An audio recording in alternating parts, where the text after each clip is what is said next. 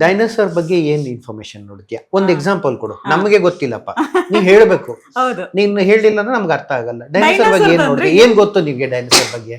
Dinosaur ಅಂದ್ರೆ reptile, ಅದು ಹಾ 66 ಮಿಲಿಯನ್ ಇಯರ್ಸ್ ಎಗೋ ಅದು ಇತ್ತು.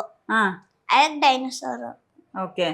ಇದೇನೋ ಅಮ್ಮ ಹೇಳ್ತಾ ಇದ್ರು ಸೈನ್ಸ್ ಗ್ಯಾಲಾಕ್ಸಿ ಇದೆಲ್ಲ ನೆನ್ಪಿಡ್ಕೋತಾರೆ ಅಂತ, ಅದ್ರದ್ದೇನು? ಗ್ಯಾಲಕ್ಸಿ ಅಂದ್ರೆ ಹ್ಮ್ ಅದ್ರಲ್ಲಿ ಟ್ರಿಲಿಯನ್ಸ್ ಆಫ್ ಬಿಲಿಯನ್ಸ್ ಆಫ್ ಇದು ಇರುತ್ತೆ, ಸ್ಟಾರ್ಸ್. ಹ್ಮ್ ಆಮೇಲೆ ಎವ್ರಿ ಗ್ಯಾಲಕ್ಸಿದಲ್ಲಿ ಸೆಂಟ್ರ್ ಬ್ಲ್ಯಾಕ್ ಹೋಲ್ ಇದ್ದೇ ಇರುತ್ತೆ. ಹ್ಮ್ ಆಮೇಲೆ ಅದು ಸೆಂಟ್ರ್ ಸುತ್ತ, ಬ್ಲ್ಯಾಕ್ ಹೋಲ್ ಸುತ್ತ 100 ಸ್ಟಾರ್ಸ್ ಅದ್ರ ಸುತ್ತ ರೆವಾಲ್ವ್ ಆಗ್ತಾ ಇರುತ್ತೆ. ಯಾವ್ದೋ ಅದ್ರ ಸುತ್ತ 100 ಸ್ಟಾರ್ಸ್ ಆಗ್ತಾ ಇರತ್ತಾ? ಹಾ ಓಕೆ.